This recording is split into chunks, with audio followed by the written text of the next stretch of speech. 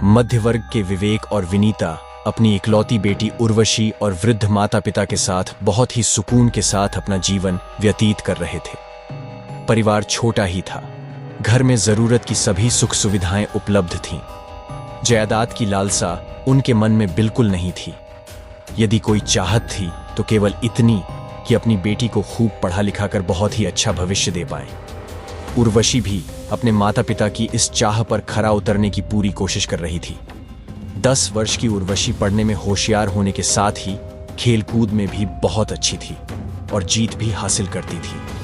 वह स्कूल में सभी टीचर्स की चहेती बन गई थी। विनीता अपनी बेटी की पढ़ाई की तरफ बहुत ध्यान देती थी।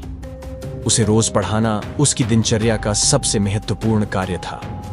विवेक ऑफिस से आने के बाद उसे खेलने बगीचे में ले जाते थे। रात को अपने दादा दादी के साथ कहानियां सुनकर उसके दिन का अंत होता था। इस तरह से उसकी इतने अच्छे संस्कारों के बीच परवरिश हो रही थी। उर्वशी 5 क्लास में थी। वह प्रतिदिन बस से ही स्कूल आती जाती थी। विनीता रोज उसे बस में बैठाने और लेने आती थी। यदि किसी दिन बस आने में थोड़ी भी देर हो जाए तो विनीता बस के ड्राइवर को फोन लगा देती थी।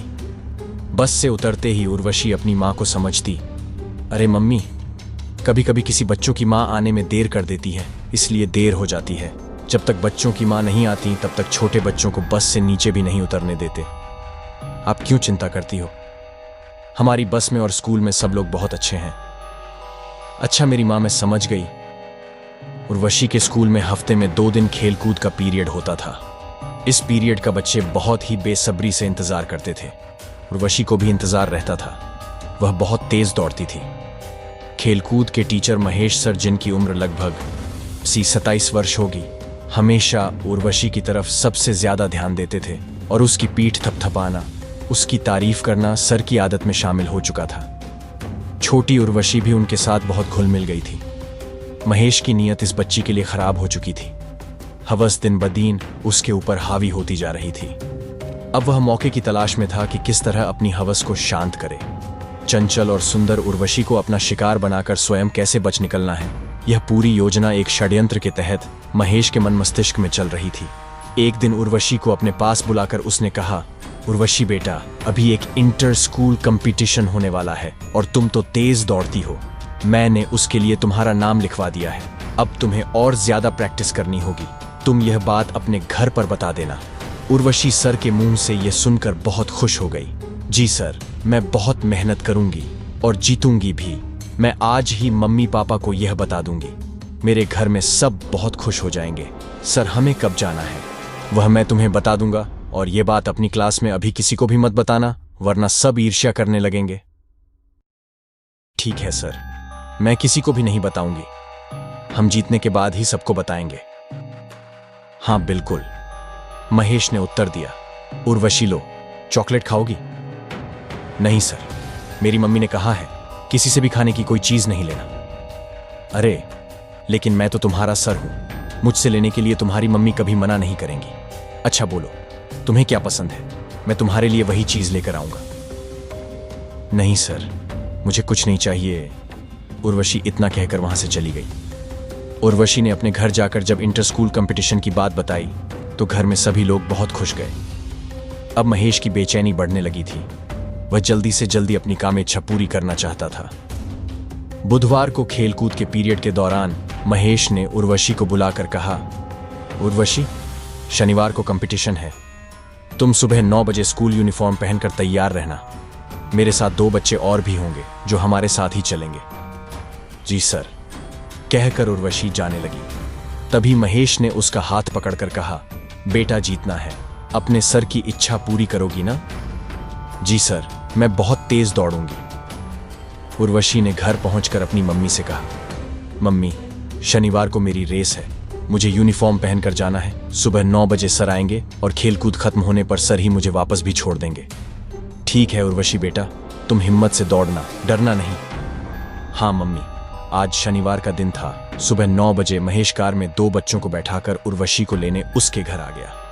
उर्वशी के मम्मी पापा उसे नीचे लेकर खड़े महेश का इंतजार कर रहे थे। महेश ने कार में बैठे बैठे ही विवेक और विनीता को गुड मॉर्निंग कहा। वे कुछ पूछते उससे पहले ही महेश ने कहा, उर्वशी बेटा, जल्दी चलो, देर हो रही है। जी सर, कहकर उर्वशी कार में बैठ गई। तभी विनीता बोली, सर ध्यान रखना उर्वशी का। जी मैडम, आप चिंता न करें, मैं खुद उर्वशी को वापस छोड़ने भी आ जाऊंगा, कहकर महेश ने कार चला दी। कुछ दूर जाकर उसने उन दोनों बच्चों को, जो उसकी पहचान के थे, उतार दिया। इन बच्चों को वह यूं ही घुमाने के लिए ले आया था ताकि उर्वशी के माता पिता ऐसा समझें कि दूसरे बच्चे भी साथ हैं। अब कार में महेश और उर्वशी ही थे। उर्वशी ने पूछा, सर वे दोनों बच्चे कहाँ गए? उर्वशी, पहले कह रहे थे कि हमें भी चलना है खेलकूद देखने पर, फिर पता नहीं क्यों कहने लगे हमें नहीं चलना, इसीलिए उन्हें छोड़ दिया। महेश ने कार को काफी तेज रफ्तार से चलाकर एक सुनसान रास्ते पर डाल दिया। नन्ही उर्वशी महेश के मन में चल रहे पाप से अनजान थी। इतना सोचने समझने की उसमें बुद्धि ही नहीं थी। वह तो बाहर की तरफ देखकर खुश हो रही थी। उसे महेश सर पर विश्वास था, इसीलिए डर का एहसास नहीं था। कुछ दूर जाकर महेश ने झड़ियों के बीच अपनी कार को रोक दिया।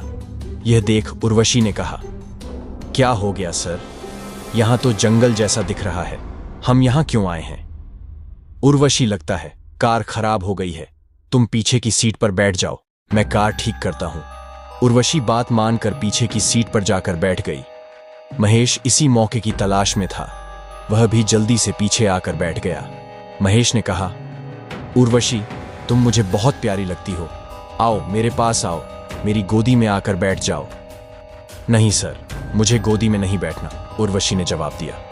क्यों उर्वशी, क्या तुम अपने सर से प्यार नहीं करती? आ जाओ, मैं तुम्हें आज एक नया खेल सिखाऊंगा। नहीं, मैं गोदी में नहीं आऊंगी, मेरी मम्मी मना करती हैं। उर्वशी के इनकार करने पर महेश उसे जबरदस्ती अपनी बाहों में भरने लगा। उर्वशी चिल्लाई, सर मेरी मम्मी मना करती हैं, आपने मुझे किस क्यों किया? उर्वशी, वह तो तुम्हारी मम्मा गंदे लोगों के लिए बोलती हैं, मैं तो तुम्हारा सर हूं ना। इतना कहते कहते महेश आवेश में आ गया। छोटी सी उर्वशी और कुछ भी न कर सके, इसलिए अपने हाथों से उसके मुंह को बंद कर दिया। 6 फुट के ऊंचे पूरे जवान ने नन्ही सी बच्ची के कमजोर शरीर को अपने आगोश में भर लिया और जी भरकर उसके कमसिन नाजुक शरीर के साथ मनमानी कर अपनी महीनों की हवस को शांत करने लगा। उर्वशी दर्द से कराहती रही, छटपटाती रही, लेकिन कुछ कर नहीं पाई और कुछ कह भी नहीं पाई।